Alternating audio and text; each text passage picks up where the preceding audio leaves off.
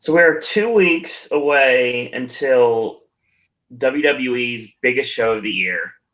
And all we want to talk about tonight is something that lasts less than 30 minutes that was released on WWE.com over the week.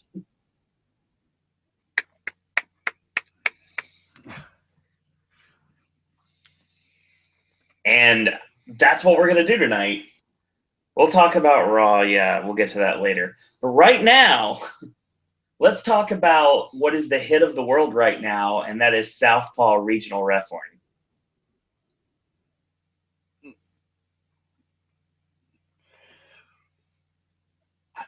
I don't even have words for how brilliant this is. Welcome, Jeremy, Pedro, and Timbo. This caught me off guard because we didn't know what to expect. They were teasing it on Twitter, and then all of a sudden, this video came up, and you have like the tracking on the old VCRs, how it wouldn't really correct itself unless you were like correcting it yourself with the tracking button. And it looked like it was an old VHS tape. And sure enough, that's exactly what this was. And this was just brilliance from the second it started all the way until it ended. And I didn't know there was going to be more than one episode, actually, because I had watched the first episode and I was like, oh my God, please tell me there's more. And yes, there was. I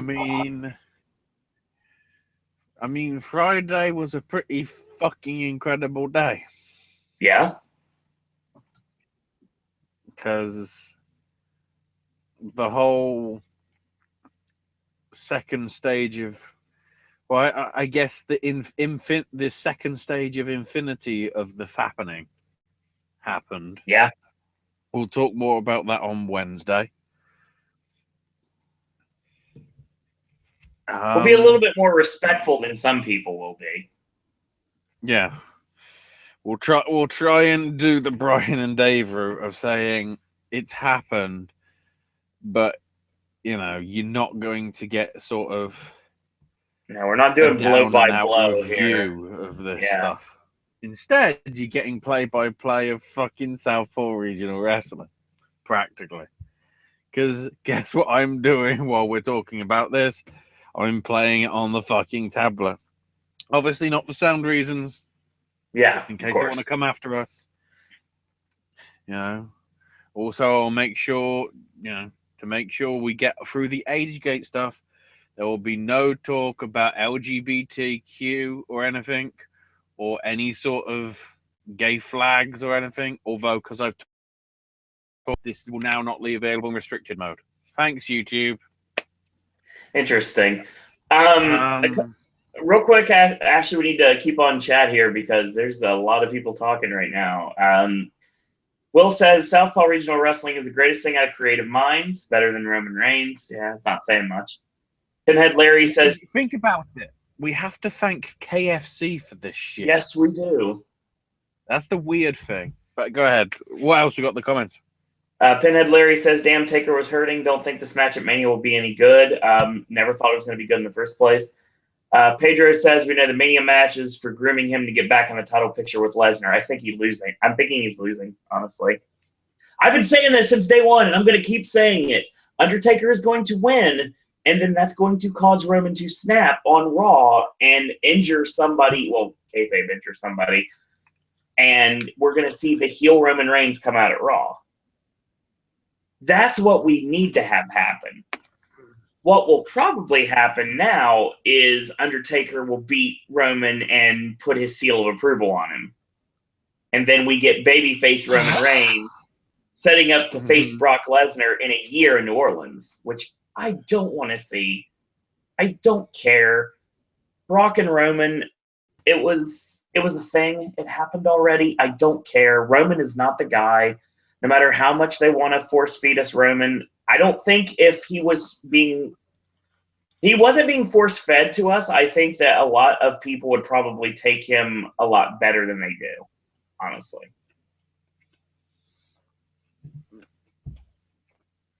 Welcome, Logan.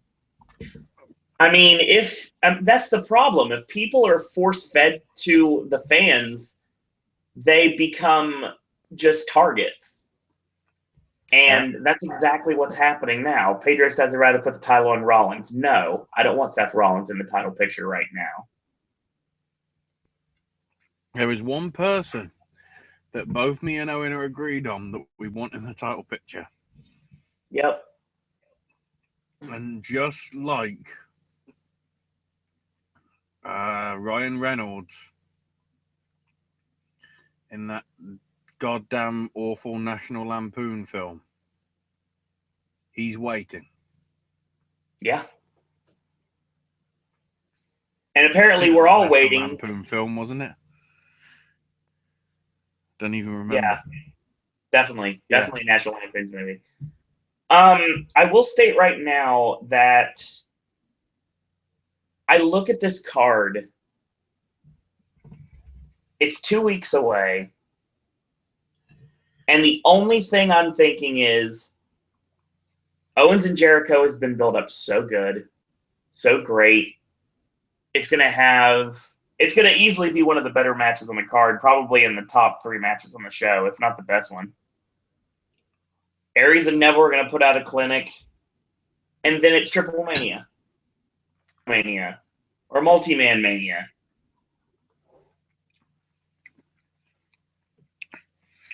Multi-Man and Womania. Yeah. I don't care. I mean, I'm going to WrestleMania. I know I am. I'm super excited for the Pepsi and the lines and being there with everybody. But the show itself, I don't care.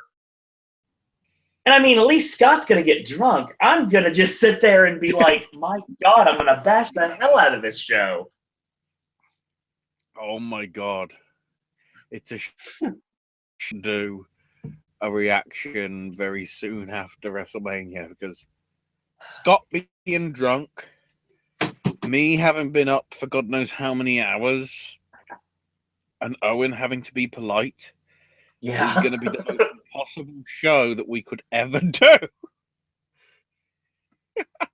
So Logan says Finn needs to get a shot somewhere down the road. He never really lost in the first place. Yep, that's exactly what we're thinking about. April the 2nd might be the day in which Owen's guard slips. Finally. He'll just be like, snap. But that fucking sucked. I'm like, whoa. Not online. Pinhead Larry says, I hate how the main event in WWE doesn't get much airtime, and half the time nobody wins like tonight. Yeah. Basically, there are no contests are used to make sure both superstars are kept strong. It's just this, it's an offshoot of 50-50 booking that I hate so much. Pedro says it seems like SummerSlam will be for Balor. Then he'll get built up for a SummerSlam return against Joe. I think he returns the night after WrestleMania. No, Roman, because I believe King Ross said it best. Vince McMahon likes big sweaty men, so that's why. And I believe Jim Cornette said something to the extent of Vince always wanted to be like the Muscle Man. If he could be like Adonis, he totally would be. And I don't mean Chris Adonis. I don't mean Chris Masters. I mean Adonis, the Greek god. So I mean, or the Roman god. I don't know. I don't know anything about history. The thing is, why else do you think he did the World Bodybuilding Federation? Yeah, he just wanted to make Gary Stridham strong again. Yeah, I said Gary Stridham's name in 2017. Go me. So we should have gotten Cena Taker. Yeah, we should have had Cena Taker this year. But for some reason, Vince really wanted Roman and Taker before Taker retired. So just seeing him earlier, like was mentioned earlier in chat, I will say right now, The Undertaker, if he bows out on Raw the Monday after WrestleMania, I wouldn't be too shocked at this point because I know if he only works one time a year, that's not going to put that much physical toll on his body as much as doing a full or even a reduced schedule. But because you're not going to see The Undertaker on house shows. But the problem is his body's catching up to him, and no matter how many like injuries he has and he gets better from them, it's going to take longer and longer to get in that 100% shape he needs to be in order to be able to do stuff like this. And to think that if Sting hadn't fucked himself up 18 months ago, we probably would have had not even Undertaker at this Mania, because I honestly think they'd have both retired together at last year's WrestleMania. That would have made sense. It doesn't matter what the fans want Will and Pedro, to be totally honest, and it's never mattered, really.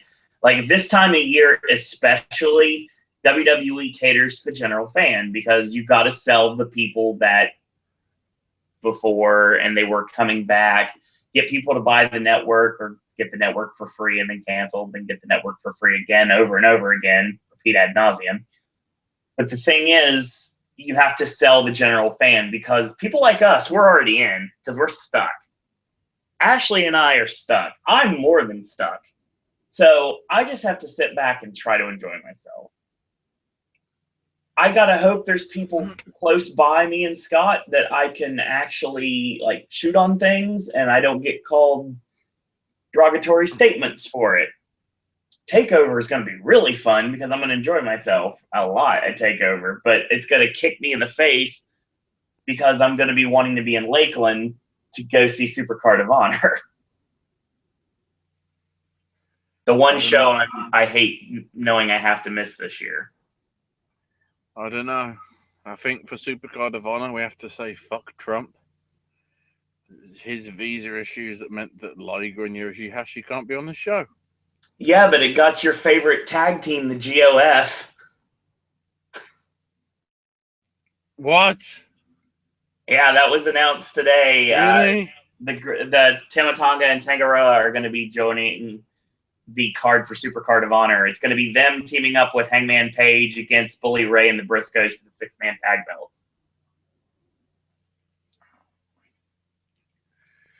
Brilliant, Ring of Honor. You're stealing ideas from New Japan. Logan says, I have a bad feeling Undertaker will announce his retirement on Raw and the headline the 2018 Hall of Fame in New Orleans. Wouldn't be shocking at all.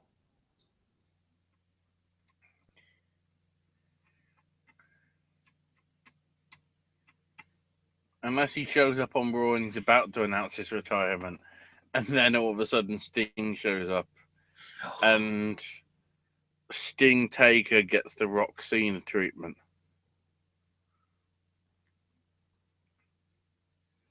You know, the year in the making. And then it's going to suck even more that I can't be there. I don't know. I mean, there's a lot of questions to be answered right now. I guess we'll see what happens. Pedro says if Taker lies in the middle of the ring again, you can tell something will be up. Yeah, I can see that. I just pressed play on this video. I'm trying to collaborate with our chat room right now, but yes, you can. Yes, New Orleans is where the streak ended, Logan, so that may be where he retires. Yeah. Let's talk about things that matter. Well, technically, the streak sort of ended at Caesar's Palace. Yeah, that's a shoot. Via bullshit. So, yeah, let's talk about how one character from Luke Gallows that was done as a fucking rib has suddenly sort of spun into the best thing WWE has done in years. I'm not talking about NXT, because obviously, although that is WWE, it's sort of its own separate entity, whereas this obviously has had the proper full blessing. I want to see TV job matches done with the SRW talent, and they have like 15 people in the crowd, and they're mugging for the camera, And the building is smaller than Center Stage in Atlanta. And then I want the camera to keep cutting to John Cena and Fandango in the background, and they look like they're basically behind a green screen because they're not actually there. I want this to go the full way. I want this to be a full-fledged promotion. Yeah, so it starts off with the whole Tex Ferguson, and then bloody Chad too bad. It's like, that's already awesome. I knew right there this was going to be something glorious. Well, no, to me, it was as soon as we found out that John Cena's character is Lance Catamaran. Lance Catamaran. And fucking next to him, Fandango is Chet Chetterfield. Drunken Fandango is one of the... Fandrunko is one of the greatest things I think I've ever seen. Talking about his ex-wife or ex-girlfriend, Susan, and wanting her to come back. Leaving with the gardener. The bit, and I saw this on a message board somewhere, the bit that I said would have made it even better is if you remember, Cena says, I miss my dad. If that split second afterwards, but well, I guess we already established that he doesn't like his dad, but if he just said, I miss my dad too, because as we established, the only reason that he's on, the only reason Chet's on, because his dad basically runs the station, and he don't like him, which led to technical difficulties. And him cursing and then bleeping it out. Yeah, so then we have referee Chip Henderson, which is John Cone, I believe. John Cone, yes. Then John Johnson, the champion, which is TJ. It's just, for a minute, I actually thought it was bloody, what's his name from the Vaudevillains? I thought for a second, I thought it might be Gotch, but I was like, wait a minute, he's got too much heat. It's not going to be him. Yeah. Was Perkins wearing, like, cardboard on his face? It looked like it. No, it was a stick on. It was the stick on. Mustache, which worked better here than it did in the other one. Clint Bobsky, Chris Jericho in that giant glasses, like the Elton John style glasses. It was like, yes. He's dressed especially when it's, especially afterwards. It's like, that should be interesting. What we have more. We will go to it. We should go to it. We go to it. It's like he's like a mixture of the Grand Wizard of wrestling and Jim Cornette. And then, of course, when they go to the footage, hang on. I need to get the line because we might have it. Oh, no. John Johnson. We do. We can. Should we go now? Yes, we should. It's just like that. It's like so monotone and brilliant. It's so Gordon. And then, of course, when they go to the footage, it's basically outtakes. It's like Clint's just like, "What's this guy doing? What the fuck, man?" It's like, you don't get to hold of the mic. I hold the mic. Yeah, you know, my guy holding the mic. Yeah, it's interesting, Logan, about Cornette inducting the Rock and Rolls. We'll get to that. Don't worry. And then buddy Chad, like the stupid laugh at the end with the like he's trying to give somebody herpes. Like he's got his blonde wig. He's got his Zubaz pants on. I mean, he's ready to go. Dodgy sunglasses. Oh my God, yes. I love Gallows' Ribera jacket too. That was and his fanny pack. And of course, Channel 12, W Mobile, Alabama. Mobile, Alabama. 12 on your TV set and 12 in the ratings. Wait a minute, isn't Alabama the Wrestle America promotion the Gallows runs? Then, of course, we get the Ric Flair impersonator, who may or may not be actually Ric Flair. They can't afford the Nature Boy, so they got an impersonator. Doing the whole KFC promotion stuff. Dine with the wrestlers. Hope that these fucking guys show up to a KFC near the arena or whatever WrestleMania weekend next week. Like, you know, obviously not swearing and anything, but if Tex Ferguson shows up to something at a KFC, it'd be like, oh my God, please. Oh, I'm going. KFC is not far from my apartment. The episode finishes with the t-shirt unveiling from impressive Pelvis Wesley. Heath Slater does it again. Yeah, Heath Slater does it again. Holy crap. And it's funny because then Billy Wiles in ECW did a Bilvis Wesley gimmick, and I thought they were going to go with that, and that's probably what they would have went with if that name wasn't actually taken.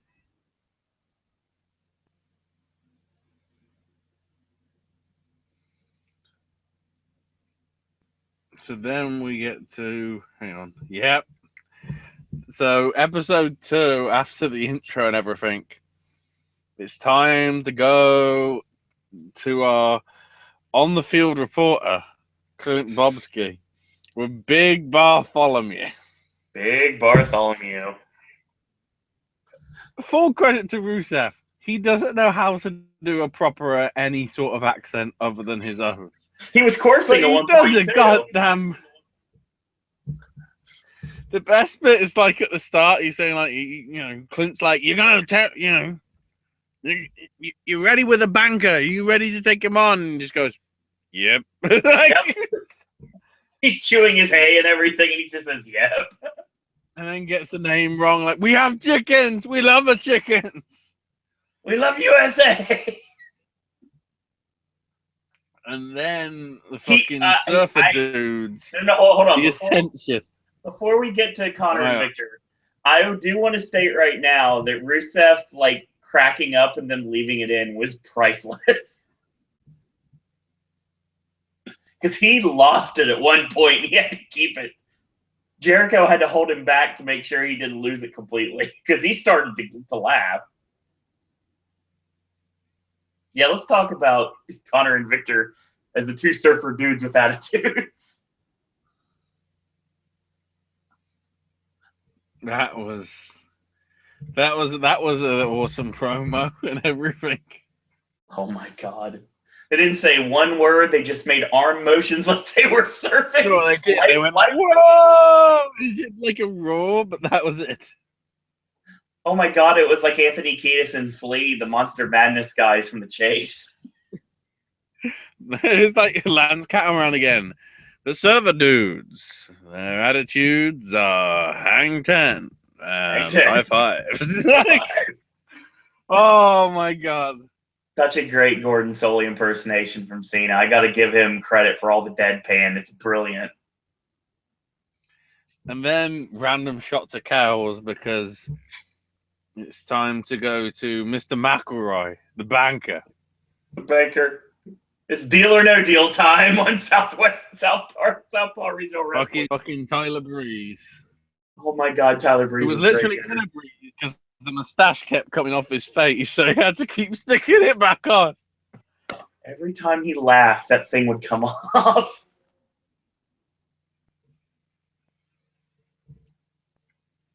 And then, of course, straight after it, seeing it as Lance is like, in all my years, I have never seen something so despicable in my life. Oh.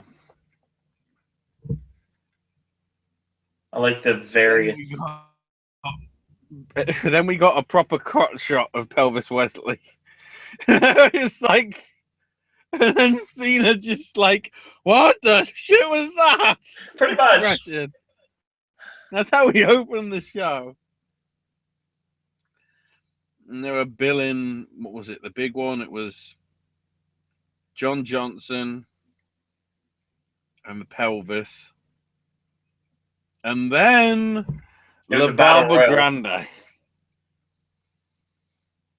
La Barba Grande. Oh my God. Luke Harper. Luke Harper. Luke Harper.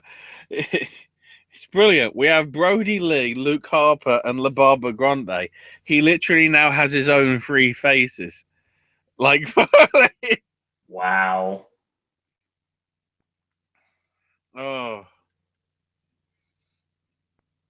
So then, oh yeah, then we got the whole gimmick of fucking Tex Ferguson losing an eye. It was, Oh my God. Bad News Allen's the one that took him out. and then the second eye, which was eaten.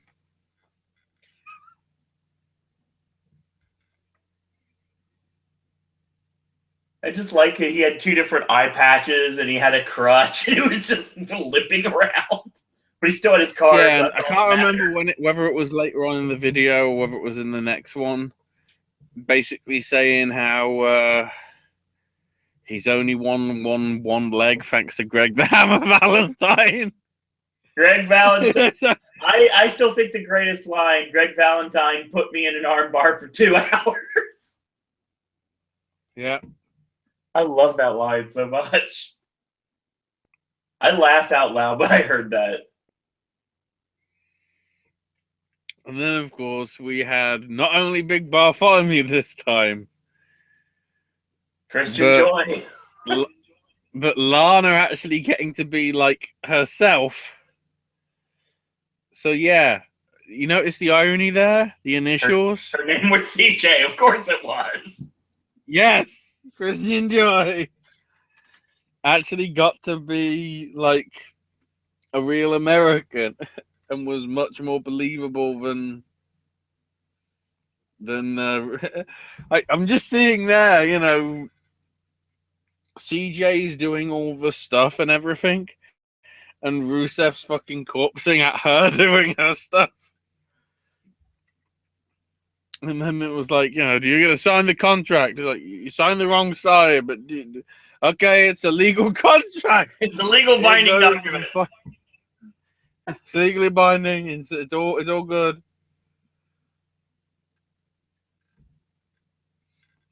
Oh, and then we get to the ending of episode 3. I am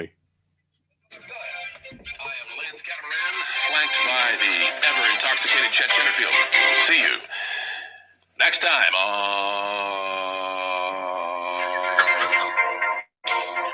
Yes! Hold on. We can't forget when at one point, right before you get the intro to Cena talking about the surfer dudes with attitudes, Fandango calls them both dirty hippies. True. So yeah, so we go from that to the final episode. I hope not forever. Turns out Mr. McElroy will not be fighting because he's got his own guy.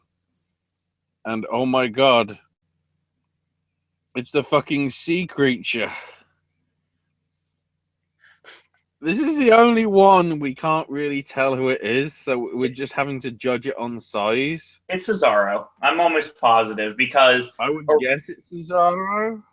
Originally, they mentioned Cesaro's name as being part of a Southpaw, but he wasn't in anything else, so that has to be him.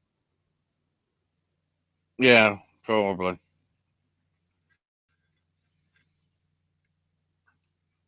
Hang on. Here it is. Yes! It may be true that my right arm has gone dead because you somehow squandered up the money to send Greg Valentine over to my trailer and put me in an arm bar for 2.5 hours. Yes! Yes! And then, of course, Chad Too Bad's right by him, but because he can't see because of the eye patches, he's like, "Do we need to do this promo again? Because I can hear him in my ear for some reason. Is something wrong with the feedback?" Like, it's like we need our production values to be better so we can challenge Vince. yeah, it's like.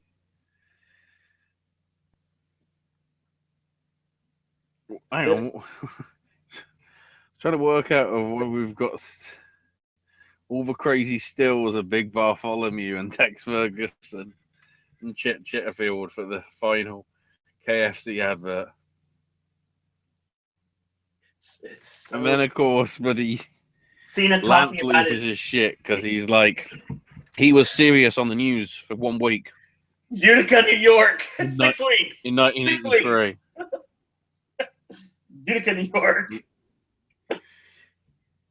And he's had enough. And then he was like, I apologize for that outburst. It's because I'm excited for what's to come. And it's like, hang on, we got some news. Turns out the lethal leap year can't happen because this is 1987 and there is no leap year. So this may be the death. This may be the death of the Federation. So I'm Lance Catamaran. That was Chet Chitterfield. We'll see you around. It's like, oh my god! It's like, it's a shame that this actually can't be an off regular thing. Why not? You know, we just randomly, toward. How? Do it for every paper. Do it for every one of the big four. You've done this as the build up to WrestleMania. Do another set for some sort of KFC sponsorship for SummerSlam. Then do another set for some sort of sponsorship for Survivor Series. And then another set before the Royal Rumble. Because this sort of off the wall, left field stuff, it's like, I don't even. It's the material that like everybody needs to review properly. Yes. I may be trying to signal out Brian and Vinny on this because oh my god, I like how Fandango has an ongoing feud for no apparent reason with Clint Bobsky. Perhaps Clint took his. Perhaps Clint was Bobsky the gardener. Susan. Clint was the gardener. He was. Clint was the gardener all along. I think, Ashley, another thing that I've been talking about for a long time that everybody laughs at me whenever I bring this up.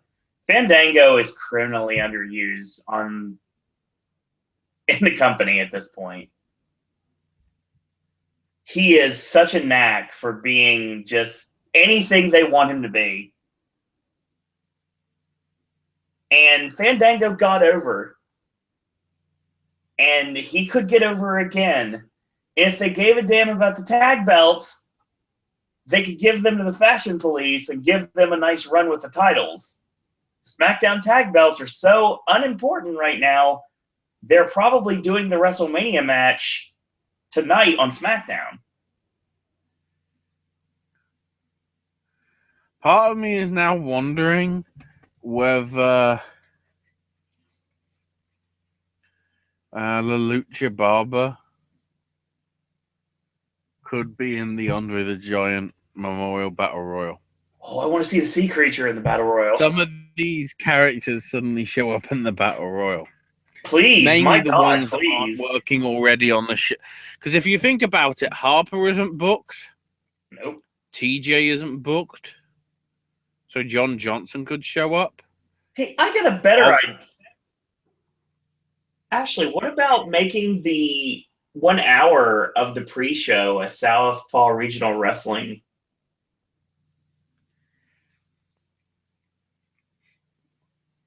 I don't know.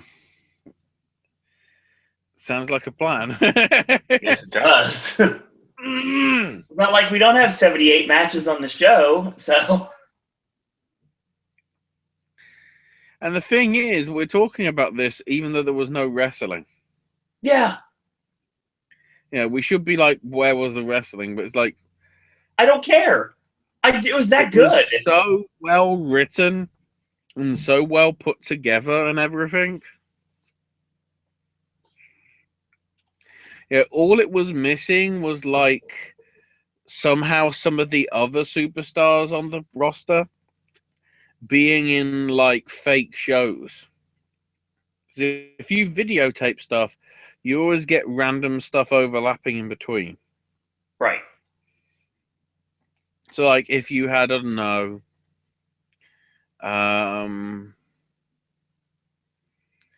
let's say, I don't know,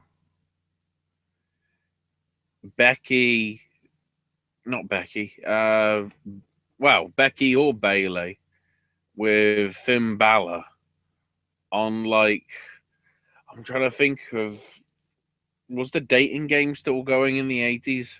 Oh, yeah, for sure.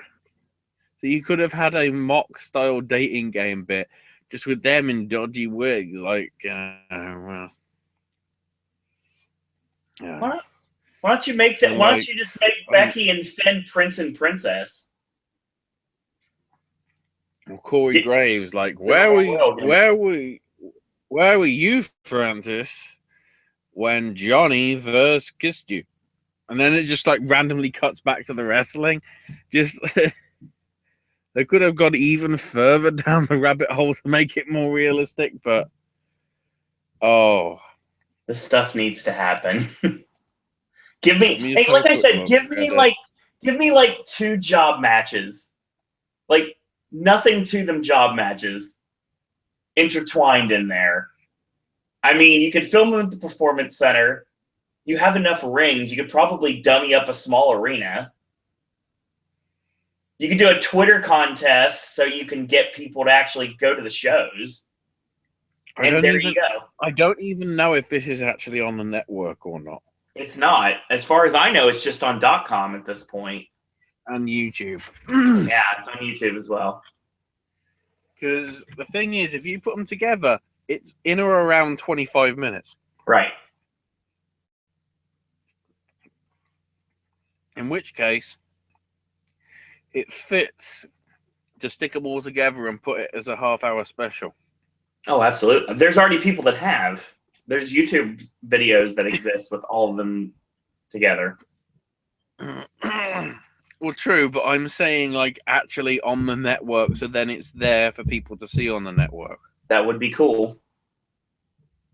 Because, you know, I might be...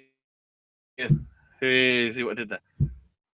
But if that was on the network,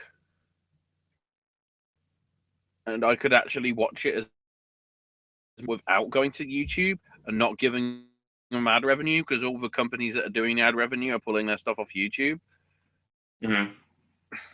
I would pay $9.99 every month just so I could watch that every month. A lot of people everything would. else. You know, I've basically implored Owen to buy a Southpaw Regional Wrestling t-shirt because they better be on sale at Mania weekend.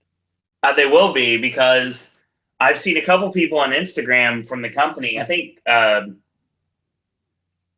I've seen like Kathy Kelly had one. There was a couple other people that had one that were wearing Southpaw shirts. So they are coming. We just don't know exactly when. They'll be available probably just in time for Mania. Which means I don't usually buy white shirts, but in this case I'm gonna make an exception. Mm-hmm. But yeah, I mean, it's so much you learned about people that you didn't know already. Like anybody, if you are a long-time wrestling fan, this was something that was right up your alley. If you were just a general public fan, I could see that this could work for people. If you're just a WWE fan, this could work for people. If you're a fan of the territories, this could work for you. This works on so many different ways And I think that the aspect of that just makes it so great. Yeah, just on the quality of that stuff alone, it's seriously a case of KFC needs to give them more money, or somebody. Doesn't even have to be KFC unless like they somehow own the rights of the characters because it's their sponsorship money that created them. I don't think they do. Which I'd say is a bit impossible to, because obviously, technically, Sex Ferguson still exists. Yes. Even though it's a pretty damn similar gimmick. But, yeah, Sex Ferguson still exists. That's the most important bit of news, sort of. Well, I have to go with what Tim said, and he says John Cena went on Twitter and put on out there for everybody to see of Brian Pellegato, and he's Pele1105 on Twitter. Guy works for WWE. Don't know exactly what his job is. He's the reason why this actually came to fruition in the first place. So Cena is putting all of this on his shoulders. So if people really want more SRW, then they're going to get more SRW.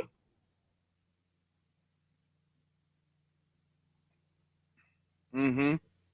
And that's how it should be. I want to see more. See, the thing is, like I said, they found a lost episode. They found lost tapes. Like, why is there anything that says they couldn't be like searching through like the darkest depths of Titan Tower and they could find it? Like, I mean, it does remind me of something that would be on like $5 Wrestling or Oh You Didn't Know, or I mean, the stuff that they've done in the past, it actually worked really well. And obviously $5 Wrestling is not WWE, but I mean, they've stolen from it enough. So the thing is, I do think that there is a lot you can do with this if you do it right. And like I said, even though I'd like to see a couple job matches here and there, to be totally honest, I could go for the entire thing being nothing but promos. People getting to showcase their personalities that they can't in the WWE bubble. Yeah. That's how it should be. So yeah, you're wondering why we're still talking about this 45 minutes afterwards. We enjoyed it. Yes, very much so. There's more can be said for the deluge of what we had to go through for tonight's Monday night. Rah, rah, rah, rah, rah. So yeah, let's get into that, shall we? If you haven't seen Southpaw Regional Wrestling, check it out. Seriously, just watch it. Sit back, relax, and enjoy yourself, because you will. Hopefully. Let's talk about Raw.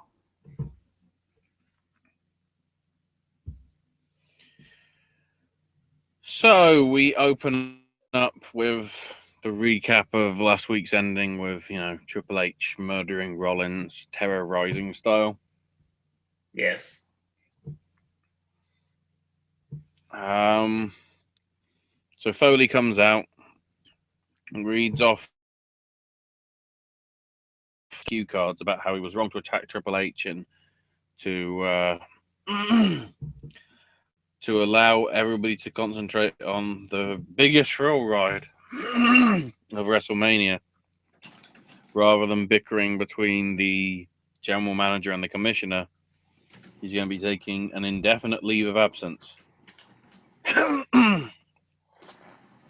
And then he just tears the cards up and goes to speak his mind. And then they think he's CM Punk, so they cut his mic. And keep cutting his... No, it's not working properly. So then Stephanie shows up and says, look, we gave you the chance to leave on your own terms, in your front of your home crowd in New York. I guess I'm just going to have to take matters into my own hands. And Monsieur Foley, I got 2 words for you.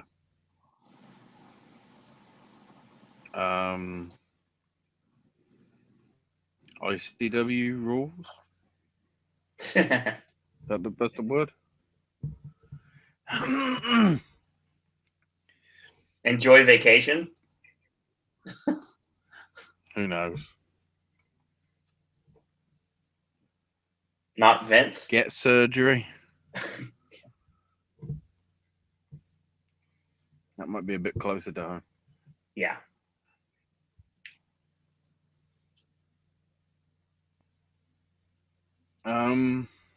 Kurt Angle, says Pedro.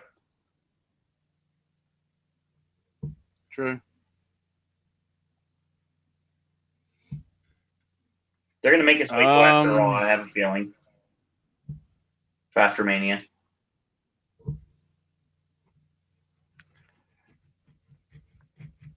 So then Sammy trying to sort of stop Foley and whatever, and says, you know, what Stephanie's doing here is completely wrong. And it's just the fact that nobody's ever had the guts to say it directly to her face. But guess what? He is, motherfuckers. Whoop, whoop. I don't know why I said it like that. Me neither. So yeah, Foley showed more class and care for the locker room in the 9 months he's been around than Steph's done in her entire life. And Steph just goes, look, you're not on the level to make all these kind of statements up for me. You know, go to the back, think about things. And Foley's like, do it, son. Don't get on the wrong side of him. Sammy's just like, I should do that, but guess what? I'm not. Here comes Samoa Joe to no music, so I can't.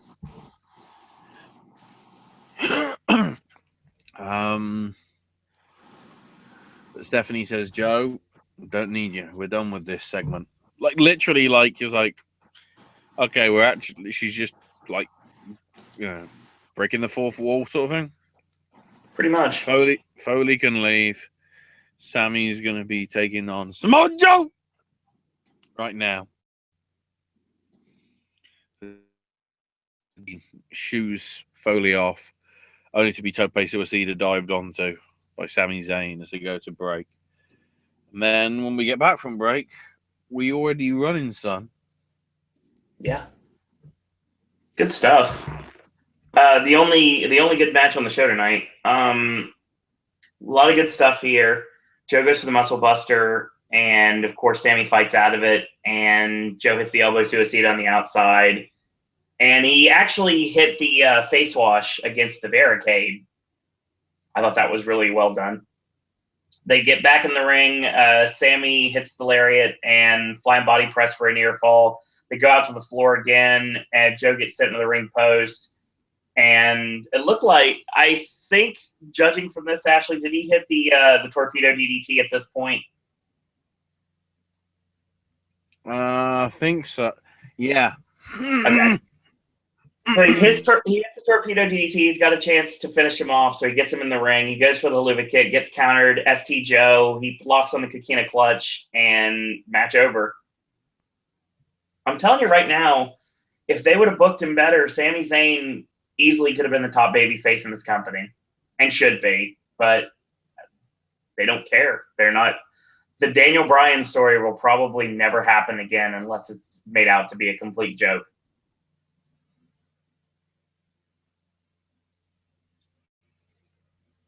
But yeah, this was good. One of the only things I enjoyed on the show tonight, honestly. I think easily it's the best wrestling match on the show. That, again, not saying much given the fact what else we got. True.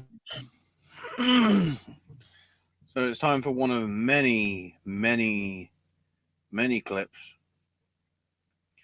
of Rowan and Strowman, highlighting the feud that they've had. This feud that's only gone on since the Royal Rumble,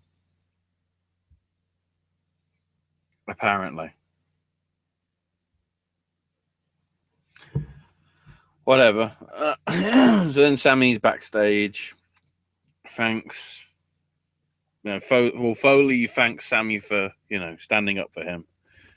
And Sammy basically says, heroes, but it was an honor meeting you. I'm working with you. And he's sort of crying. And part of me is like, is this actually real, son? Because it feels real. That's the crazy thing. It feels real. Then Cesaro and Sheamus show up. Thanks some of the cruiserweights that I noticed backstage. Then there was even a Bailey hug. And right before we got to the door, here's Triple H. And all Triple H says is, have a nice day. And Mick's gone. Forever. Well, probably not forever, but that stuff. So then they have the update on Seth. Apparently, straight after the day after Raw, he was back in Birmingham, Alabama, to continue rehab. Then they have the old fuck or whatever they call him. That's what you refer to him as. I don't know. He ain't Joseph Maroon. No, he's he's Rollins' physical therapist. Who is this man? He is an imposter. He isn't Joseph Maroon. I demand my concussion. Basically, he says, Seth shouldn't be making it to Mania, but, if he does, they fear that they'll just be seeing him back again in recovery the day after. So now it's time for Charlotte versus Dana Brooke, because reasons. Oh my God, this match was just horrendous. I mean, it reasons. No, because of Dana. I don't get it. It's not her. It's not her fault. She's just. I mean, she's really trying, but yeah, no. They made her look like a complete and total geek in this match. She gets hit with a big boot after a comeback, and she gets pinned. Notice when the CM Punk chant started is when the finish happened.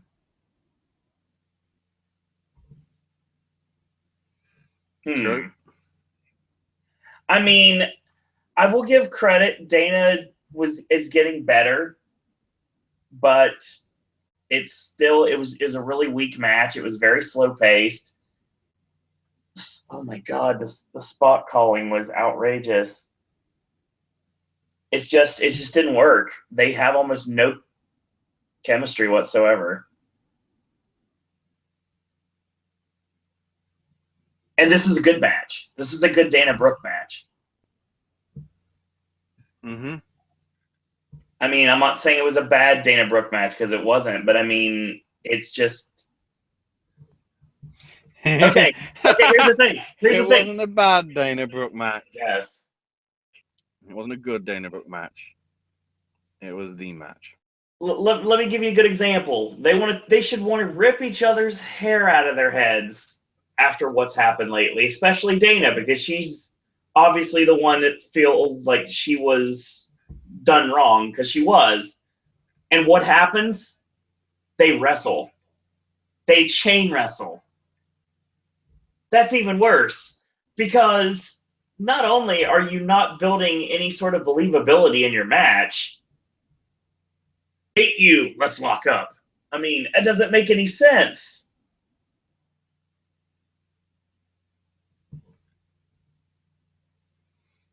Not really. Not at all. And then we see Stephanie again because we have to. Probably. So yeah, this is Bailey. dejected. And it says she was inspired by Stephanie in the past. Who the fuck are you? When the fuck did Stephanie inspire anybody? Other than, you know, her husband to have a vasectomy because he doesn't want kids anymore. She's basically seen that Steph's just a bad person hurting people's feelings. Well, Foley actually cared. And Steph says, well, so much for all that. Yeah, that's all gone. By the way, Nia proved that she belongs to be in the title picture after destroying you last week, even though she lost via DQ. So tonight's a rematch. And if Nia wins, the War Woman's title becomes a 4-way. So all this fucking publicity you've done for the last 2 weeks means fuck all? Yeah, this is. Ugh. I hate So it's this. time to make the match no DQ. I don't know why I said coup, but whatever. I don't know. Everybody on commentary and everybody's promo, they seem to be having a lot of trouble in stepping all over their words tonight. Mm-hmm. True. But yeah, so this moves on to another one of the segments that I enjoyed tonight. Oh, the highlight reel. Yes. After this, just turn Raw off. Seriously. Sure. Just straight up turn off. He Raw. lost a friend in Kevin, but he's got the friends of Jericho. Cheer me on, man. Okay, hold on. I'm gonna say this because I'm gonna forget it if I don't say it. I've been wanting to say this for a while. I think I figured it out. If he was still alive, I would say that Chris Jericho is Hunter S. Thompson's favorite wrestler. Because he comes off so much fear and loathing in Las Vegas, it's not even funny. I make the Johnny Depp reference, and it's right there in front of your eyes. I see what you mean. I love this. I love this every second of this. This was great. And I have that Y2J shirt too, by the way. Probably.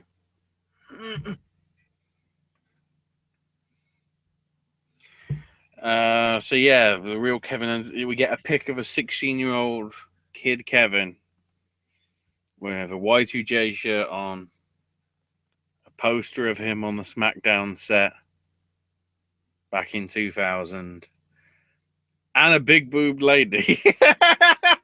It looks like Pam Anderson from what I'm seeing, but I'm not positive. It was Deborah. I do extremely like the figures of Brian Pillman and Owen Hart with draws of all people in the middle. Everybody loves draws. Yes. And then, fast forward to 2014, Kevin's just signed to the WWE. And then we get some real life DMs. May or may not be true, who knows?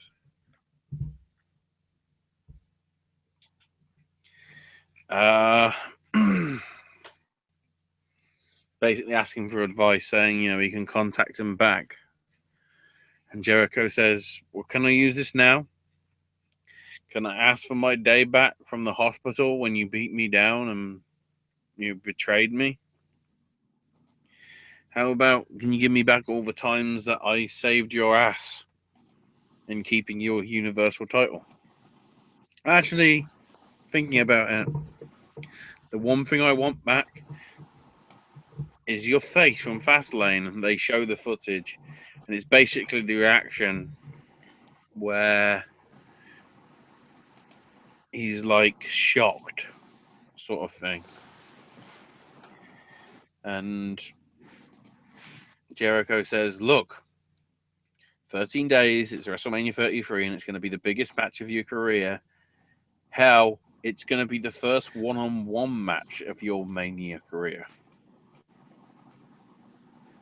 When that music plays, Break the Walls Down, you'll be transported back to your 16-year-old self and realize you're wrestling your hero. But just imagine how it's going to hurt after I beat you at Mania. Because you know what happens when you stab Chris Jericho in the back. And he's about to go for the move. He's about to go for the list. He's about to click the But Joe pen. shows up. Joe walks down the ramp, which allows Kevin to basically distraction beat down on Chris, hits him with a pop-up powerbomb, grabs the list, throws the pen away, takes the paper of the list, and tears it all up and drops it over Jericho's body. He got real heat for this. That's what made this even better. This was just incredible. Hang on. Was he in the company? I will say, being in the company. Oh boy. I will say right now that if you watched this and then turned off Raw, you might have had a better night than we did.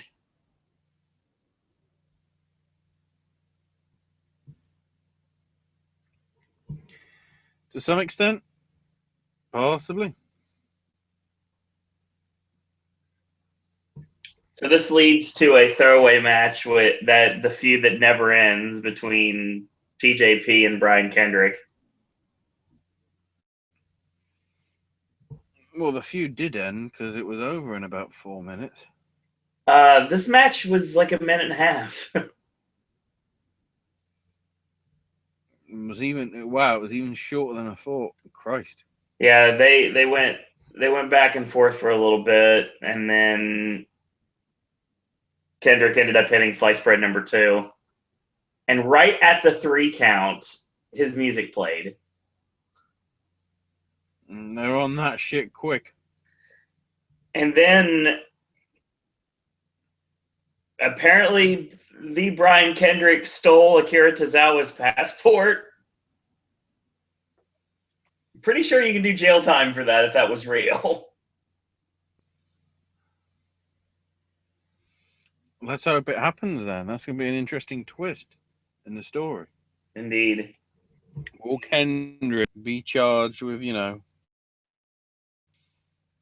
homicide and Hernandez?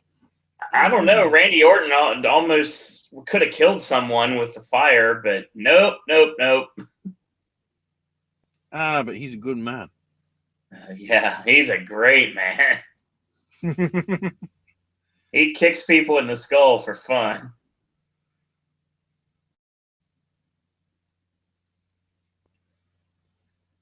That's partially true. Yeah, then we get Roman in the back because reasons to build up the main event.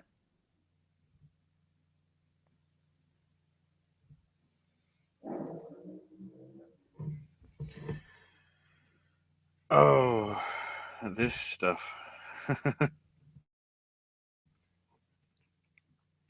Yeah, it's like, I mean, the hype packages were good. Yeah, of course, they always are, but I don't care about the matches involved. That's the problem. Well, the fact that last week we were told Goldberg's would be on the show. Yeah.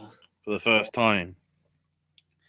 Further proving that it's like, wow, you really don't want to use Goldberg because you know he could be dirty, don't you? Yep.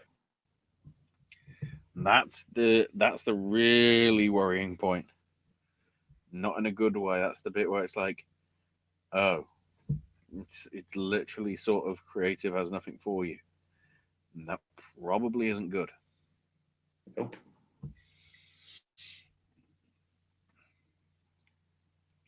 So then Cesaro and Sheamus are randomly backstage, and Stephanie says, goodwill. And Mick Foley went out the door. So, you know how you got your title shot last week because of the whole double DQ thing? Well, I don't think that's fair. So you have to re-earn your shot back in a 2-on-4 handicap match. And then she says, have a nice day. How can any of us have a nice day when you're convoluting the fuck out of your own product, Stephanie? In fact, not even Stephanie, Vince. You're the guy that gives all the nod to all this shit. Even the shit on SmackDown. Why does none of it make any fucking sense? Seriously, it sometimes feels like, I should just go and, I don't know, murder a squirrel. No. A red squirrel. I'm going to murder an endangered red squirrel. And blame it all on Vince. We've done that angle already. Triple H was blaming the fans for him injuring Seth. We'll get to that in a minute, but, Speaking of convoluted, oh shit, she'll triple threat, which is now a 4-way match because, as soon as they said Nia Jax and Bayley, I was like, this is how we're fucking doing it, isn't it? This is how it's fucking happening. This is how we're doing this shit. This sucks. Nia Jax does not need to be in this match. She's just gonna bring it down. The best way to work this at this point is you have to keep her out of the match as much as possible. Yeah. Just keep knocking her out of the ring. Just keep her at bay where she's not involved at all. Like she gets a little bit of heat on some people, but that's about it. I mean, I understand you have to get everybody on the card. I understand it's about getting somebody a WrestleMania payday. I totally get that. But I don't like this because this is devaluing Bayley so bad.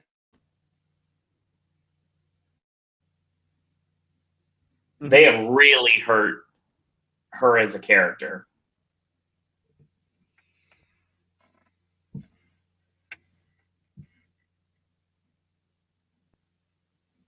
I mean, the match was nothing. It just the crowd got to chant again, and it was just weak. What wasn't weak, thankfully, was isn't this the match actually where the wave came out? Oh, we get the Women's History Month stuff. No, they were doing the wave during the match. Oh, probably. Okay, I thought so. They probably did anyway, because the way the crowd was reacting, I think it was clear that nobody gave a shit. Oh, Pedro, I do want to mention, since we didn't talk about the actual finish of the match, I do like the fact. We'll get to that actually in the next segment. We'll talk about the tag match, the handicap match, after we get this Triple H promo. But first, Mae Young. Yeah, I approve of that. I do too, very much so. They did a great video package on Mae Young. It's got something to do with wrestling, being part of the whole, women's heritage stuff. Like, holy shit, an angle that makes sense. My God. So Cole brings out Triple H. Triple H is like, well, I'm having a nice day. It wasn't his fault Seth re-injured his knee. It's all the fans' fault. Seth shouldn't have even tried to come back and retaliate. All this time, the crowd is doing CM Punk, we want Paige, anything to try and hijack it. What does Triple H do to do it?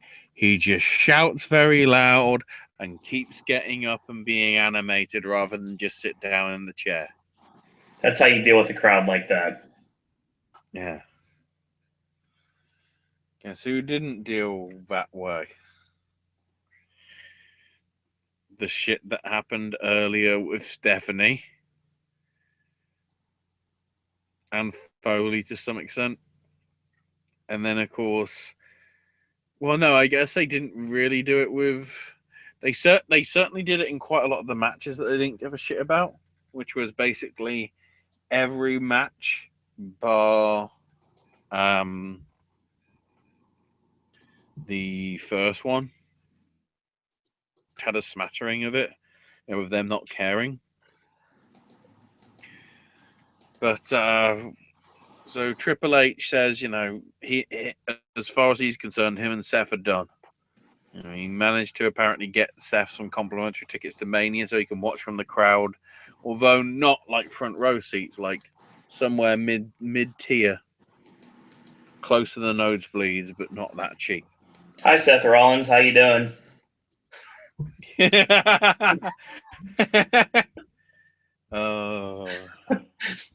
Not gonna lie about that one.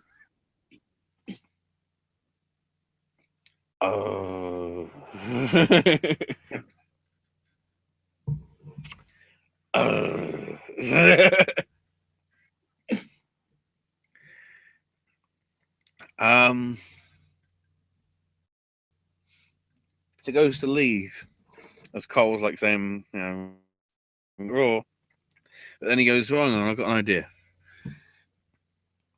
How about we have a match at Mania?" And Cole's like, "We can't do that. He's not in any shape to compete." And he says, "What? Think about it. I can. What's the legal term that they used? I don't know why they're using this either. It doesn't make any sense. It's harmless agreement. A hold harmless agreement. Hold harmless. Somebody bought WWE Writers a dictionary and a thesaurus, and they just want to use these big words. Basically, he's proposing a special waiver deal. So, if Seth wants a Mania match, he's going to get some paperwork sorted out and bring it to Raw in Philly next week. And if Seth wants his match, he needs to show up and sign the paperwork, and then he gets his match. Except, of course, it'll be an unsanctioned match. Hence the, hands holding hands, touching, reaching out, touching me, touching you. Sweet Caroline. Sing, drunk people! That's a little Horror Nights reference for you guys. Honor. Basically, so that Seth can't sue Triple H or anybody or the company if Triple H ends his career.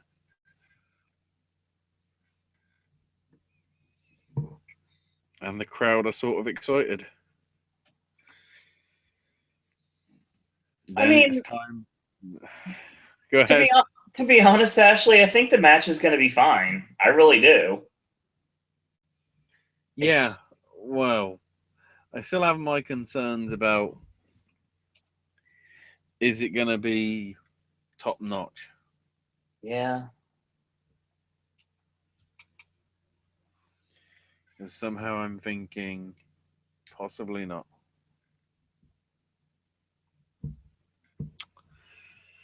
So then we get the news that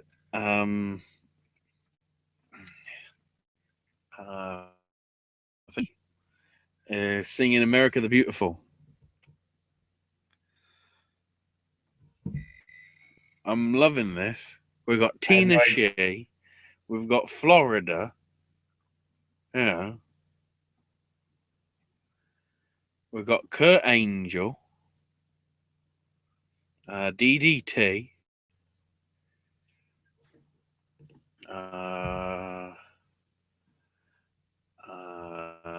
the Midnight Rock and Rollers.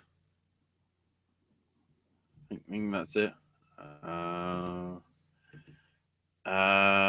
Harry Potter and the Order of the Phoenix. Who else? Teddy Schlong. And I can't make fun of the kid, Eric Legrand. So, yeah, all that. And then it's time for the 2-on-4 handicap match thing. Possibly.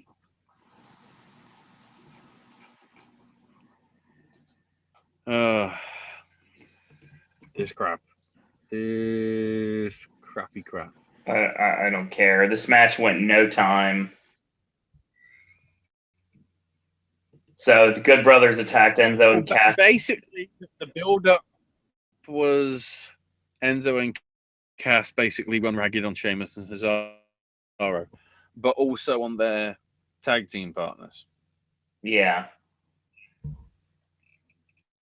Before the match even started, Anderson and Gallows.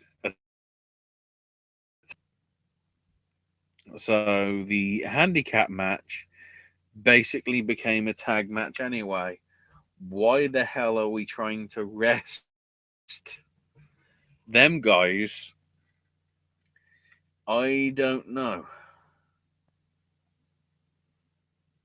I guess the phrase we're looking for is okay. Nothing to this match. Cesaro and Sheamus win with a heart attack brogue kick. In about 50 seconds. Yeah, if that. 44. And then they end up getting laid out by Enzo and Cass with the NBA Jam after the match is over to make them look even more like total geeks. I don't get this at all.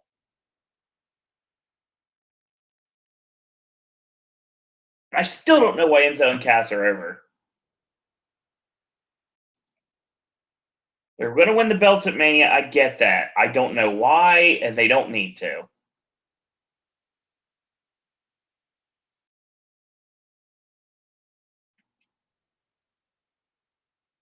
I hate this in pretty much every sense of the word right now. I am so done with most of the comedy gimmicks in WWE right now.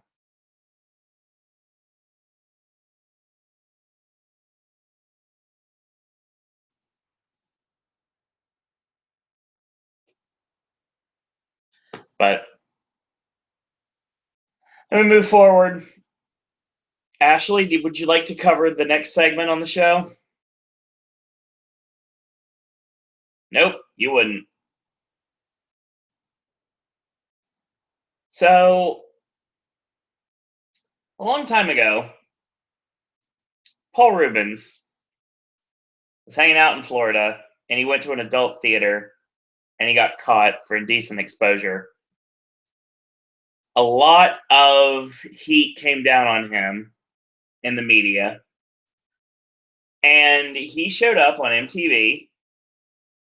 I don't remember if it was the MTV Movie Awards or the MTV Video Music Awards. Given the time frame, it could have been either one. I think it's the Movie Awards. Paul Rubens gets out, comes up to the microphone dressed like Pee Wee Herman and says, "Heard any good jokes lately?" Haha, it's so funny I forgot to laugh. Making light of the situation. WWE had balls tonight, and I mean balls. Lady balls, because we're talking about Stephanie here. And we focused on Xavier Woods and a close-up on him. And Big E and Kofi were just looking at him like, what did you do? I mean, apparently the live crowd were really giving them the business. Apparently, the second that they came on screen, they got a huge pop from the Brooklyn crowd, which makes sense. But since I don't cover promos, this is one of those things I just kind of was in awe this actually happened in the first place. So I wasn't paying as much attention as I probably should have been. And because I wasn't paying as much attention as I probably should have been, I did not actually hear I got the gist of the promo, basically to promote WrestleMania and the fact that somehow, some way, even after all this, the New Day are still hosting WrestleMania. This was done as a backstage segment. This was done apparently, from what, like I said, people are saying that were in attendance tonight, a muted crowd. So that's the reason why you couldn't hear crowd noise here. And then the New Day Rocks chant, obviously, New Day, something else that ends with CKS, but obviously I'm not saying it. Ashley can. And you guys and girls can say it in chat if you'd like, but I'm not saying it. Welcome back, Ashley. Yeah. We're talking about the New Day segment right now, and I was kind of hoping you would show back up so you could actually describe it to people. That was the only hint you got of, the Brad It's brilliant. Everybody's calling it the Brad Maddox thing. Yeah.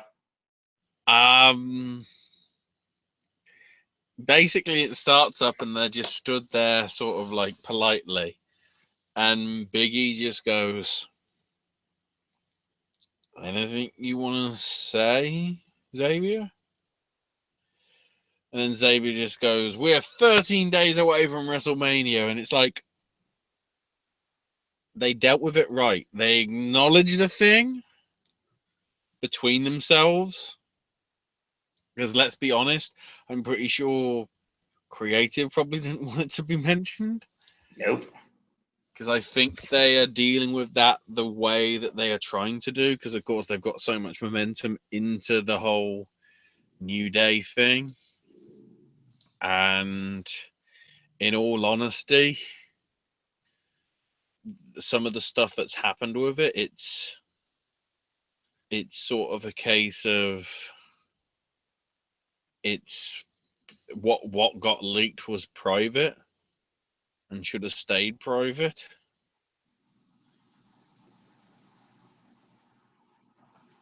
That's as far as we'll go on that for now. Yes. We'll delve into it a little bit more, but obviously not way too much on Wednesday. You will, because I'm not going there.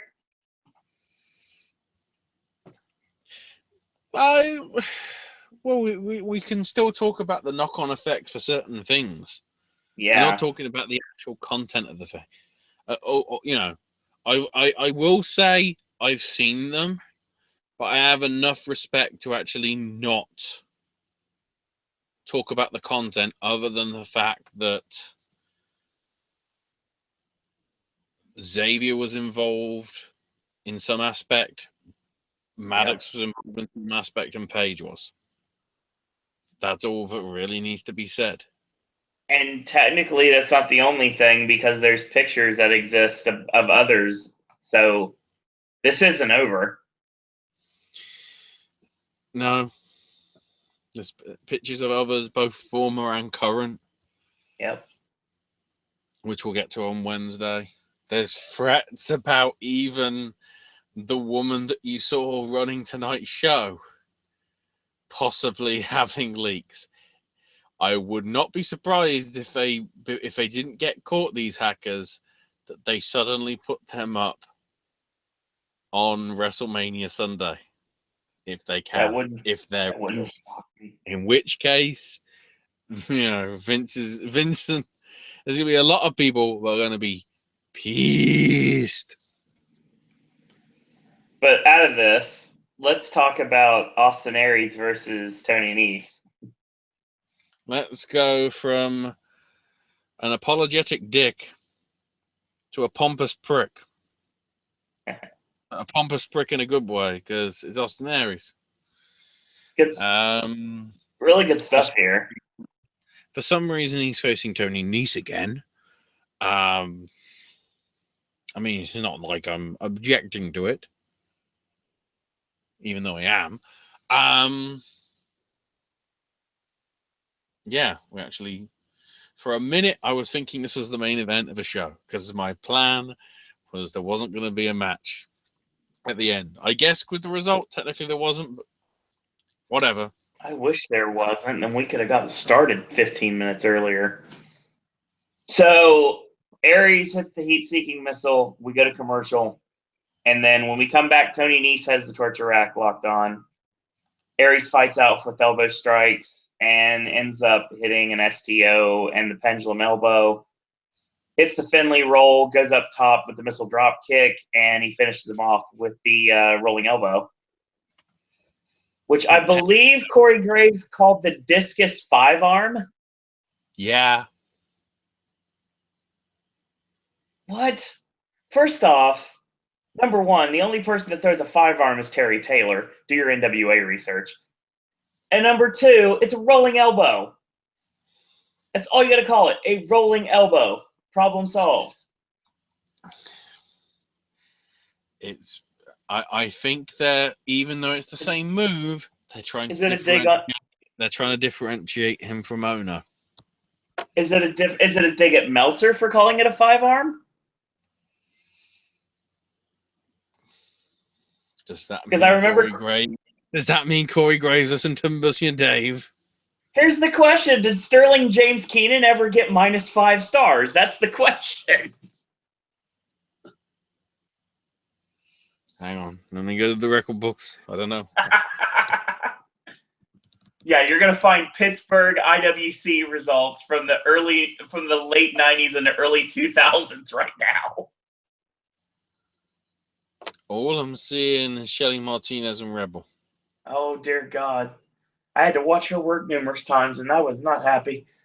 Back in 1987, in some company called Southpaw Regional Wrestling. God, Yes, they even had a worst match of the year 29 years ago when they were -15 and like 6. like I said, this match was good, but it was short, less than 8 minutes. Don't know why they're not getting Aries over more. He wasn't over as much as he usually is with the crowd in Brooklyn. Probably not. But this leads to Neville showing up. Never mind. Neville Man shows up. Evil Neville Man. Bizarro Neville Man. Evil. That's what it is. Evil. Yes. And there he's like, wow, so a special interview. I'm not conducting an interview tonight. And Neville says, look, if I wanted to come down to that ring and beat the crap out of you, I could easily do it, but I want to wait because I want to make my WrestleMania moment just that little bit more sweeter. And there he says, you know what? I'm not impressed by this segment. Once again, we're breaking the fourth wall. But then because this is Aries, it's a bit more acceptable than Stephanie. Because, everybody hears Neville's words. He does, the fans do. But all Austin sees is a man who is not on his level because he's a level above. So we're not doing the double A thing here this time. But, Aries is just like, look, Neville, go to everybody and keep saying you're the king of the cruiserweights, you're the king of the cruiserweights, you're the king of the motherfucking cruiserweights. Because come WrestleMania, that crown will be no more. Can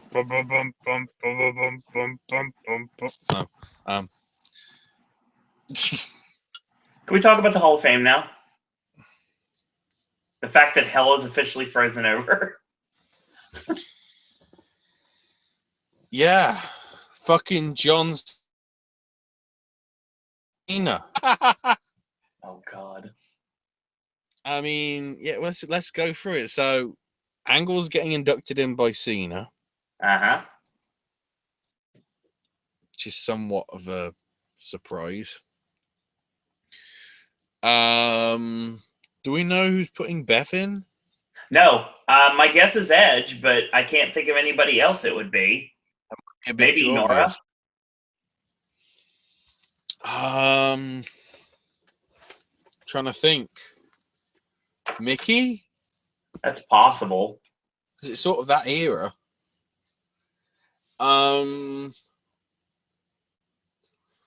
Who? I mean, Eric Legrand, I would guess. I mean, it wouldn't be Lesnar. It's going to be Dana Warrior. No, I'm talking about the actual person. It's sort of like, you know, when they do the BAFTA Fellowship. They don't actually have the person in charge doing it.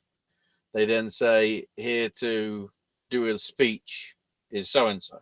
The obvious one is Rock, and it depends if he's available. But, What you about know, Santino? Roman's a possibility. I'm thinking it's somebody that's going to come from an ex-football background. What about Santino to induct Beth Phoenix? No. Because that gave us bloody Santina Morella. And we WWE would do something like that. We don't want to lose Michelle McCool? We don't want to lose LGBT viewers. Michelle McCool?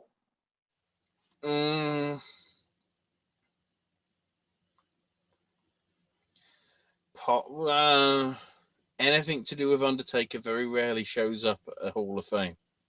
Yeah, but Michelle doesn't have to do with Undertaker unless you know that. She's actually doing WrestleCon. Well, you never know.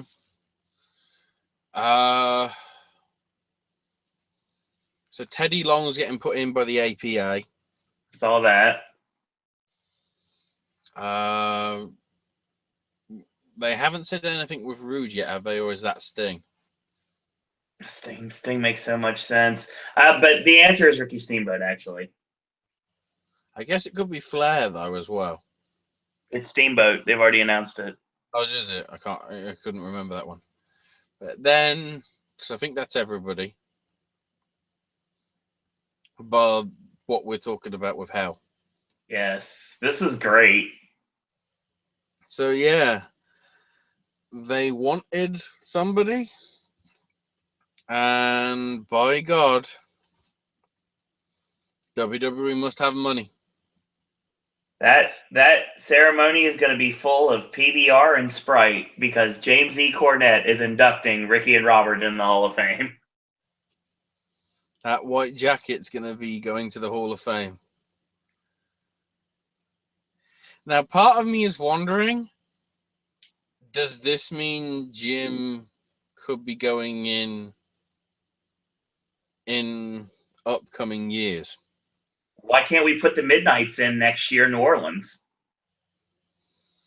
You never know. Eaton Lane, Condrey, and Cornette. If because at that rate, Cornette could actually be the new Bobby Heenan. Yeah. Because if you remember going through, what was it, 20 to 23? Was he at 24? I can't remember. Not I positive. know for 20 to 23, Heenan put in. Oh, I'm trying to think. Who did Heenan put in at 20? Oh no, Heenan went in at 20, didn't he? I believe so. 21 would have been Volkov, possibly, or Sheik. I'm trying to think. Blackjacks were like 22 or 23. I can't remember. Basically, he put in people that he managed and everything. He put in Mr. Wonderful. Yeah. He put in the Blackjacks. He put in Bockwinkel.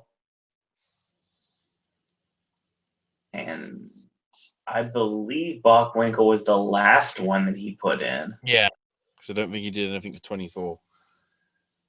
To me, you've got so many people that were managed by Cornette that they've still got to do it with. Now, obviously, Rock and Roll Express, and you got the Midnight Express. Then, trying to think who we got next off the top of my head. Now, for Cornette, it would be just the Rock and Rolls and the Midnights. True, yeah.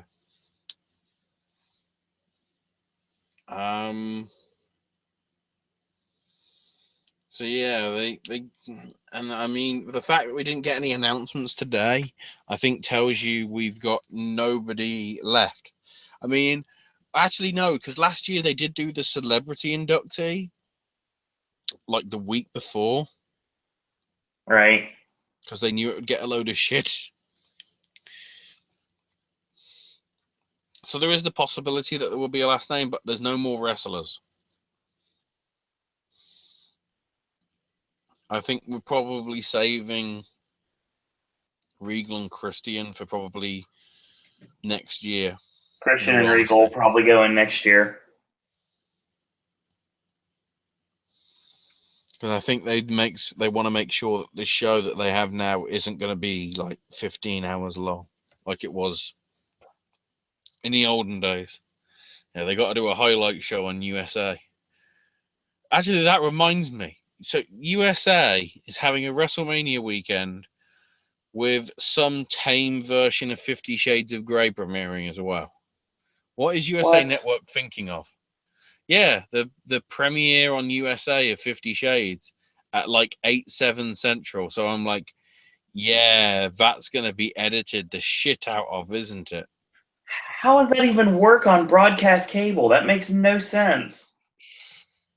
If it's HBO, it makes sense. Yeah. USA. So it makes no sense.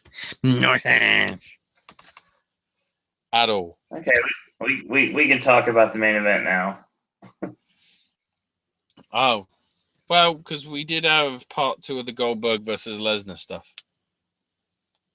So after seeing Goldberg's like career, we then saw Lesnar's sort of rehabilitation of sorts, I guess, since losing at Survivor Series and all that.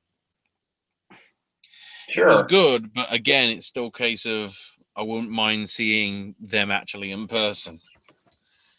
Then Strowman gets cheered because he says, I'm going to destroy Roman tonight, and if Undertaker wants to face him, then he'll just have to use a shovel to dig up what he's left him in the ground. And then we get confirmation that 205 Live will be having Aries supplying a WrestleMania net message to Monsieur Neville. And the handheld hospital between Triple H and Rollins. The Hilltop Hospital. Wow, if anybody gets that reference, holy shit, you're an idiot.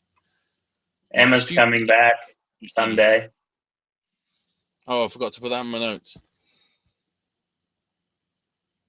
It shows you they didn't even acknowledge it as well when they put the video package. I think it was because they did it into an advert break. I guess because they realized the commentators going on, do we really want to see the scrap again? Sort of is like getting old when it's like, we're trying to build this person up. So, Reigns versus Strowman. I mean, it was all right. They weren't doing too bad stuff. The crowd did not give a damn because, you know, they've been there for 3+ hours. I mean, you know, I don't even know what they saw on bloody main event. I dread to think. I can tell you that. It looks like there was only one match on main event. Oh my god. And yeah, main event had one match. Does that mean something happened after Raw went off the air? I do know what happened after Raw went off the air. What happened before? What was the Superstars match? I'm trying to find it here. I had it a second ago, but I'm Sorry, trying to main find it now. Main event. I got confused. Yeah, it doesn't matter either way. Let's see. The rated R Superstar. Here it is. Spoilers for this week's main event. Yay, good. Jinder Mahal over Curtis Axel, and Jack Gallagher and Grand Metalik defeating Noam Dar and Arya Daivari.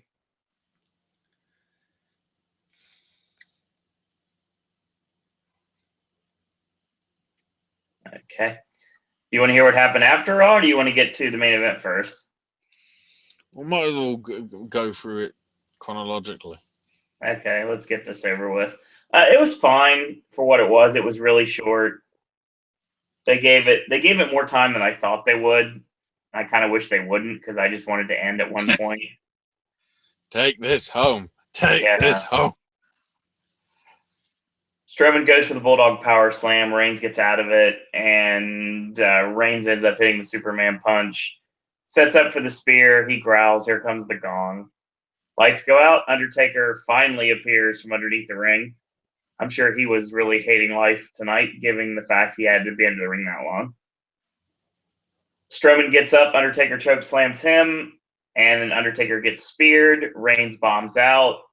Reigns walks up the ramp. Taker sets up, cuts the throat, and we go home. Yay. After the show's over, Brock and Paul Heyman come out. They were fucking Issue an open challenge. You want to guess who it was to?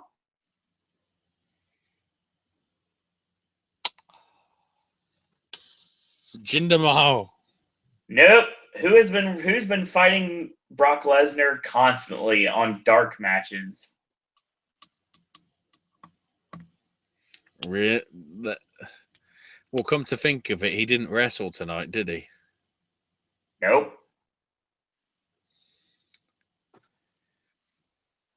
But he. Yep. Is this what's happening at SummerSlam? I don't think so. So, of course, the open challenge is accepted with the Big Show. Sorry, I thought we were talking about Kevin fucking Owens. No. He eats the F5. Brock leaves. A couple referees try to lift the Big Show's unconscious body. They can't.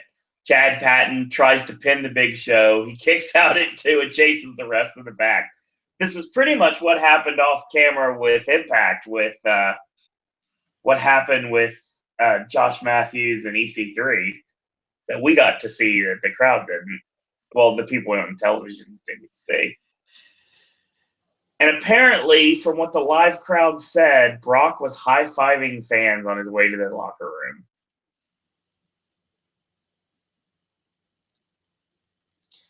That's the thing I really don't know about that storyline. As to who's the goodie and who's the baddie.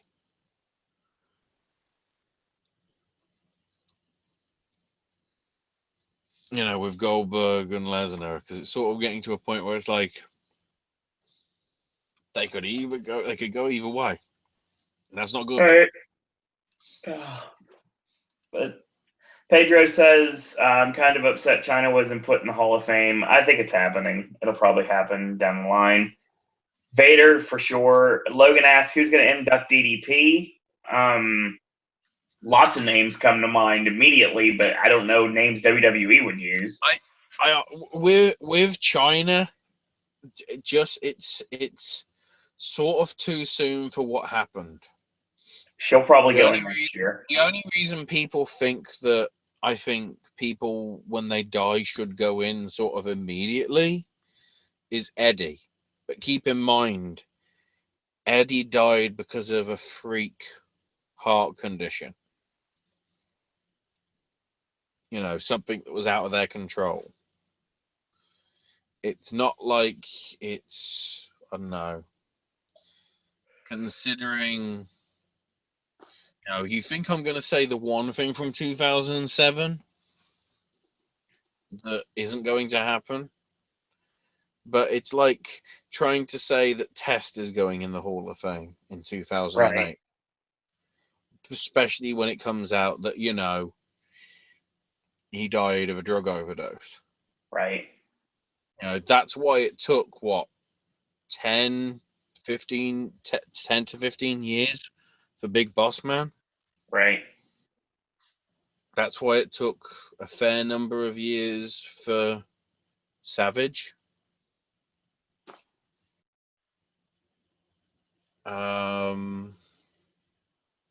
I guess to some extent as well, even though it was less years, Mr. Perfect.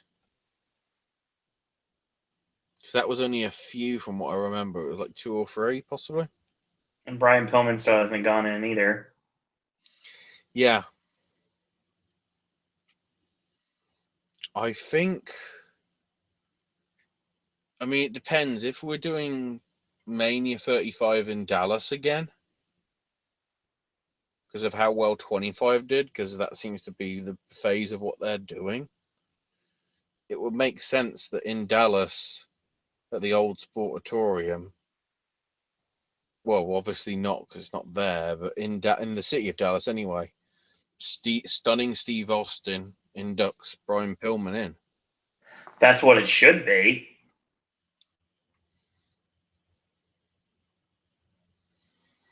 And then just to scare the shit out of everybody, Stone Cold pulls out Pillman 9mm live on stage, and everyone goes, "Holy shit!"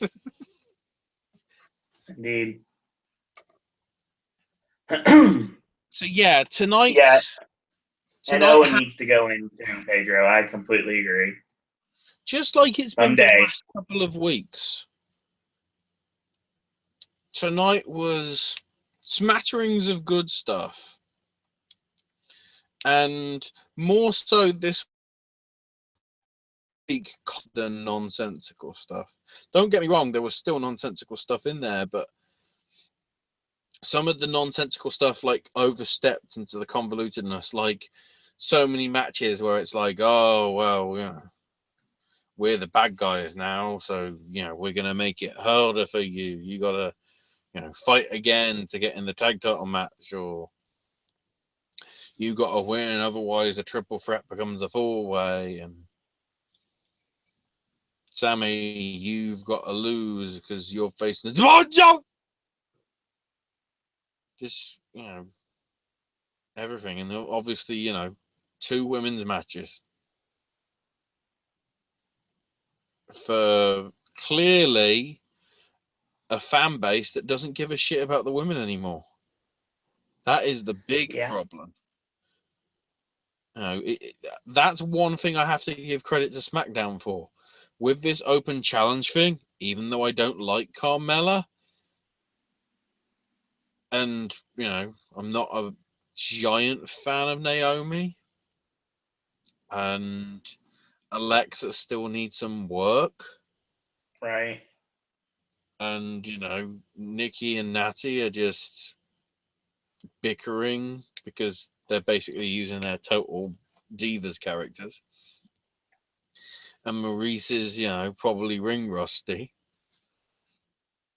It's still a better variety and something different rather than fucking 4 women on NXT or Raw for the past, what, 2 years? 3 years?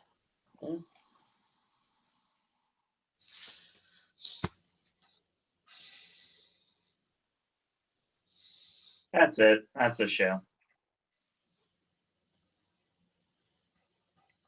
Mm-hmm. SmackDown Live. We'll talk about that on Wednesday. Yeah, SmackDown, 205, TNA, Ring of Honor, the 2 WCPW shows that have been broadcast. We'll probably talk about the results from the World Cup thing if we've got them ahead of the further results this weekend. All the indie stuff, New Japan Cup, the the news, which obviously, unless it comes in time, won't have any day of news, but there are some bits from the Observer and other places that I have picked up, which I do want to talk about. Right. And then, reviewing the other indie stuff, and then UFC as well, with some stuff of note to talk about there. And of course, we got the ongoing rumors of Conor and Floyd.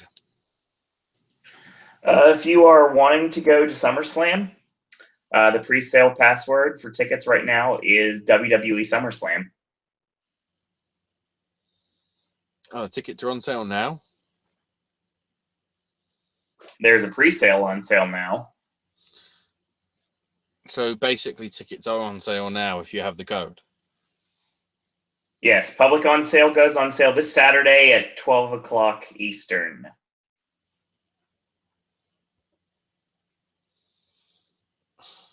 Part of me wonders whether WWE even wants to go there anymore. The tickets are ranging anywhere from $30.50 all the way up to ringside seats for $605.50. I thought the advert said tickets starting from $25. That's probably with all the fees from Ticketmaster.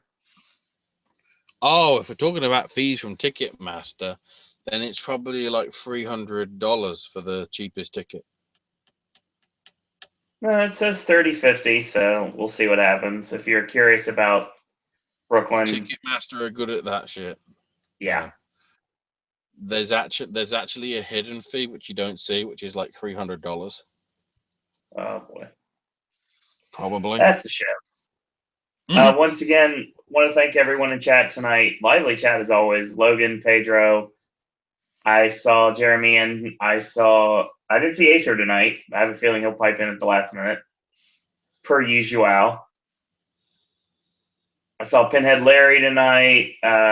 Logan was in here. Timbo. Trying to see if I'm missing anybody. I saw Will was in here tonight. Yeah. A shout out to everyone that was in chat tonight. We had some fun chatting with you guys and girls out there about wrestling. So, as always, like Ashley just put over a minute ago, all the stuff that he just mentioned is going to be focused on 9 p.m. Wednesday night of the Wednesday Wrestling Popcast. So stay tuned for that.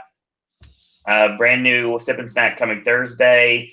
Friday, it will be a brand new Versus.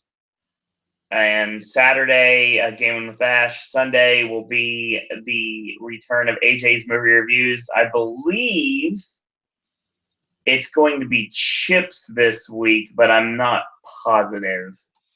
Haven't got a chance to find out if it's going to be or not. Could be a coin toss, obviously, with that and Life and Power Rangers coming out. Yeah, so one of the above will be focused on. United Kingdom will be getting a review very soon, so stay tuned for that. AJ has finally got a chance to see it, so we'll be focusing that in a couple weeks or so. This weekend coming up is the final weekend of Mardi Gras at Universal, so Darren's coming in, so I'll be hanging out with him around the park. So if you see us, say hello. And then next week's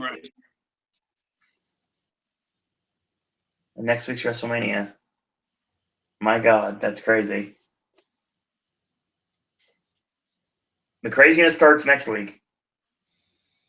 Trust me, I'm just as bloody livid because the bloody games convention little thingy is that weekend as well.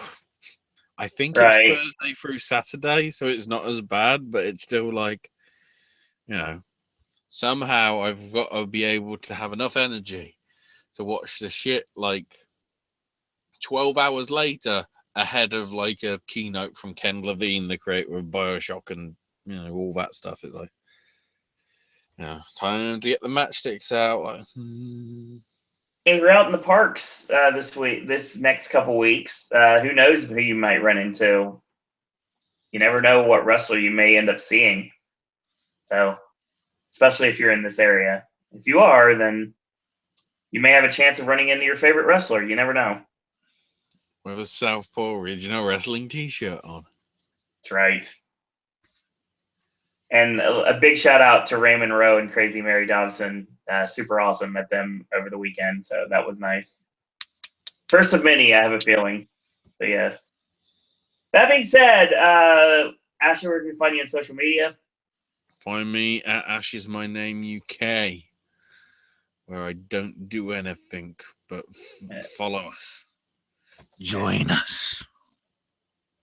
Yes. Follow Logan on Twitter at LoganBurton10, Pedro on Twitter at Evil Takes Root. Shout out to old school members of the network, Mr. Entertainment, Mystery and T92, and Cleveland at Contro Cleve. And of course, my roommate, Great Traveling Scott, GR number 8, Trav, TRAVLN Scott. So yeah, check them out. Follow the Popcast Network on Twitter at Popcast Network. Follow me on Twitter at Soro and Disney. Check out our Patreon. Check out our Facebook fan page. And check out our merch at Zazzle. All available at Popcast Network.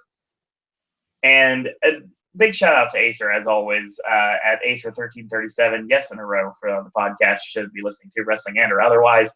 And a link in the description bar below to his channel, which is Acer 5000. As always, in a world where there are a billion wrestling podcasts, we're very pleased that once more this evening you've chosen a podcast. Well, thank everyone for watching. Thanks everyone for listening. Try your best not to get caught in an armbar for 2 hours from Greg the Hammer Valentine when you go out to the convention circuit.